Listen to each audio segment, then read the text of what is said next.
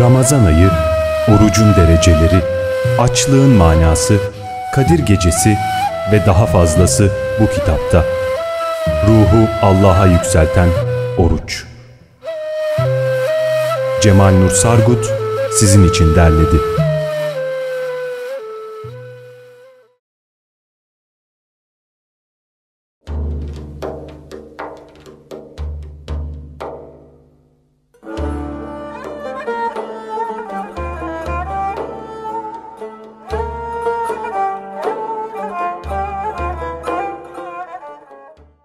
Hocam birkaç zamandır böyle sorular geliyor. Benim de hasbelkader bir iki öğrencim şimdi evlendiler, lisede talebem olanlar. Bildiğim kadar bir şeyler söylüyorum bu karı koca hukukuyla ilgili olarak. İşte meşrebimiz uymuyor, çok seviyorum ama çok farklıyız. İşte kendimi alttan alma bu kadar da istemiyorum. Yani tabii ki kendi açısından insan bir yere kadar bir şeyler yapıyor. Sonra bir büyüye kendini atıyor. Evet. O büyük olarak siz neler söylemek istersiniz karı koca hukuku hakkında? Güzel geçim için ne şart? Ayet ve hadislere baksınlar. Dini nikah kıyılırken Allah bize ne buyuruyor peygamberin ağzından? Ola ki diyor evleneceğin eşte hoşlanmadığın taraflar vardır. Görmemezlikten geldi. Sevdiğin tarafları görmeye gayret et diyor. Yani zaten statü bu. Bu olması gerekiyor. Olması gereken de oluyor. Niye şikayet ediyoruz? Madem Allah bunu böyle programlamış ve benim tekamülüm yani beni metheden, seven, öpen sayesinde olmuyor ki. Benim dostum benim hatalarımı bana gösterendir. Benim hatam ben nasıl görürüm? Alınmaya, darılmaya başlarım, kırılmaya başlarım. Bana bu yapılır mıydı derim. Eğer karşıma eş gibi bir vesile çıkmasa ben kendimin bu kadar aciz, bu kadar yanlışta olduğunu nasıl bileceğim?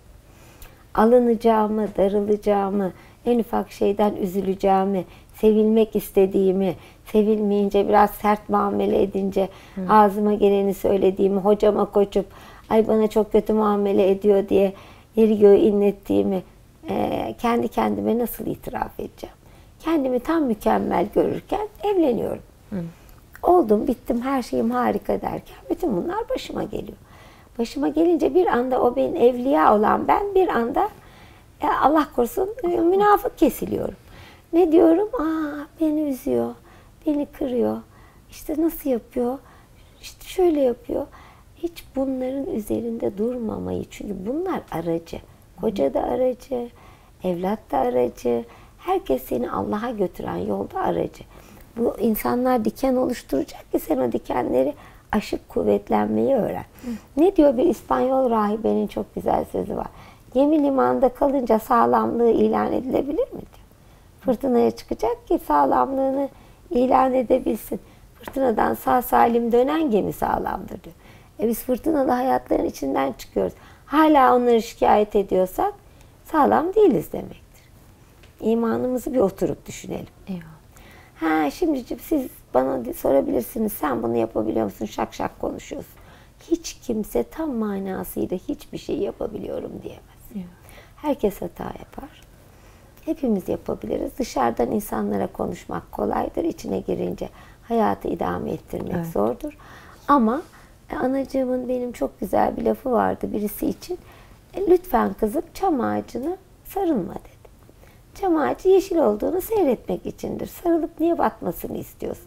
İşte bizde aşırı yanaşmak, onlardan çok şey ummak, beklentilerimizin büyük olması, bu dostlukta da bu olur, evlilikte de olur, evlat ana muamelesinde de olur.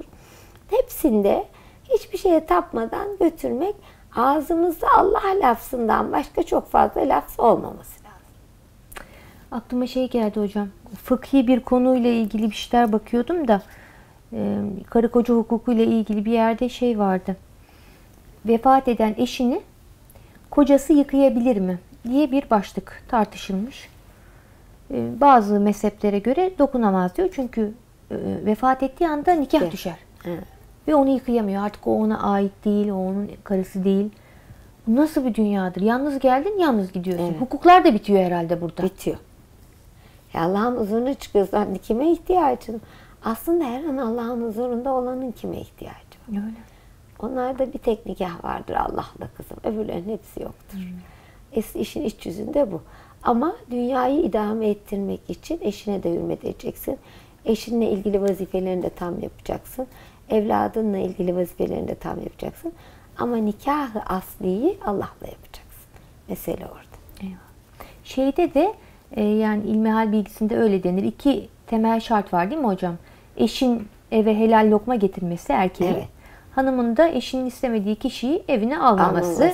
Ahlaklı olması. Bu bir evliliği ayakta tutmaya yetecek olan temel prensipler. Ve kadının ne çok hakkı var Kur'an'da. Hiç iş yapmak zorunda değil, onu yapmak zorunda değil. Hiçbir hizmet yapmak zorunda değil. Sadece ahlaklı olmak zorunda. Başka hiçbir şey istemiyor Allah ondan. Ama insan sevdiğini, yani Allah için sevdiğini memnun eder. Sevgiyi Allah için yapmak lazım. Ben gene 100 kere anlattım ama söylemek çok seviyorum onu. Kız kardeşime soruyorlar, kocanla hiç hep ayrısınız, bu seni üzmüyor mu diye. Hayır diyor, hayatımın merkezinde Allah var. O da merkeze yakın bir yerde ama merkezde olmayan beni üzemez diyor. İşte bu laf, Evet, çok büyük. bu laf çok büyük bir laf.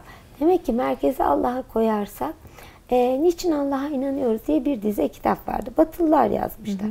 Bunların içinde çeşitli hikayeler var. Böyle herkesin anlayacağı tipte.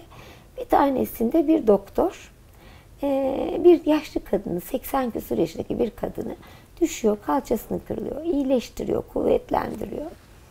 Yolluyor. Tam yollayacak, daha doğrusu yollamıyor. O gün ziyaretine hastaneye çocukları geliyor. Ertesi gün kadın ölüyor. Ne yaptınız diyor, benim bu kadar iyi ettiğim kadına ne yaptınız da öldürdünüz? Anneciğim, seni eve alamayacağız, huzur evine bırakacağız. Kusura bakma dedik. Kadın o gece ölüyor. Şimdi diyor ki doktor, eğer kadın çocuklarına güvendiğinden daha fazla Allah'a güvenseydi, Allah aşkı vücudunda hakim olsaydı, o zaman ufacık bir laf onu öldürmezdi. Ama işte gerçek iman olmayınca her hadise seni ölümcül şekilde sarsıyor. Onun için ben Allah'ı tanımıyorum ama ahlakım da çok iyi diyene inanma kızım. İmanı olmayan insan dünyayı acı gelene kadar idame ettirir. Acı gelince yıkılır, yok olur, gider. Ancak dünyada problemleri de olsa köke merbut kişi, Allah'a imanla bağlanmış kişi yavaş yavaş her problemin üstesinden gelir. Evet. Hazreti Ali'nin bir sözü var. İyilik yaptığın kişinin şerrinden kork diye de. Evet. Şimdi bunu şöyle mi algılamak lazım hocam? İnsan iyilik yaptıkça, bir şey yaptıkça bu defa yaptımları saymaya başlıyor. Ve bu defa onun yapmadıkları gözüne batmaya başlıyor. Yani benim yaptığım bu kadarken onunki bu. Aslında bu hani iyilik yaptığının şerri diye ortada bir şey yok. Sen onun yapmadıklarını bu defa görmeye başlayınca sana batmaya başlıyor gibi mi oluyor? İki yönden de böyle sevgilim. Bir tanesi hakikaten senin dediğin gibi, yani sen iyilik yaptıkça beklentin artar. Lüzumsuz iyilikte. Evet. Ama Allah için yapıyorsan hiç beklentisiz yapar. Karşı tarafta ben neymişim der. Ya onun da beklentisi artar. Onun da beklentisi arttıkça senin ne yapsan tatmin etmez onu. Sen bir süre sonra yapıp karşılık alamayınca bıkarsın. O da O da görmeyince. beklentisi gün arttık da daha da eksildiğini görünce iyice Harikaymış. azar. Oh. Dolayısıyla karşılıklı bir... Ne yapacağız o zaman hocam? O zaman sen yaptığını Allah için yapıp o kişi için yapmamayı öğreneceksin. Onu da kudurtmayacaksın. Doğru. Kaç sevaptan girme günaha diye Evet. de meşhur bir söz var. Bir hadis daha var hocam. Ey Ademoğlu, ben hasta oldum. Sen beni ziyaretime gelmedin. Ademoğlu sorar. Ya Rabbi, sen alemlerin Rabbi olduğun halde ben seni nasıl ziyaret ederim? Allah-u Teala şöyle buyurdu. Bilmiyor musun? Falan kulum hasta oldu ama sen onu ziyaret etmedin. Bilemedin mi ki eğer onu ziyaret etseydin beni onun yanında bulacaktın. Yine buyurdu. Harikulade. Ey Ademoğlu, senden beni doyurmanı istedim ama sen beni doyurmadın. Ademoğlu sordu. Ya Rabbi, seni nasıl doyurabilirim? Sen alemlerin Rabbisin. Bu böyle devam ediyor. Su istedin, vermedin, etmedin. Yani ne zaman bir iyilik yapsan yanında beni bulacaktın diyor. Şimdi bunu nasıl bağlayacağız hocam? Bu kadar ölçülü, kararlı gitmeye çalışıyoruz. Ölçülü kararlı giderken bazı şeyleri Allah için yaptığımız zaman her anımız hizmetle geçer. O ölçü kararın içindedir o hizmet. Yani bak, cennetin adı şugul. Meşguliyet insanı cennete sokar. Meşguliyetlerin en alası kendini düşünmeden başkasına hizmet etmektir. İşte bunu yaptığın zaman İnsan gerçekten Allah'la bir ve beraber olur ve dirilir. Allah'ı görmek, idrak etmek demektir. Dirilmek demektir. Onun için de hizmeti arttırmak lazım. Ama karşılık görmediğine daha çok hizmet vermek lazım. Mesele burada. Yani sen kula yapmıyorsun, Allah'a yapıyorsun. Onu bilmek lazım. Burada da sorgusuz, sualsiz yapmak mecburiyetindesin. Onun için iki şeyde aşırılığa izin verilmiş. Biri Allah aşkında, öbürü vermedi. İnfakta aşırılık her an olabilir. Yani infak çok güzel. Allah nasip etsin inşallah.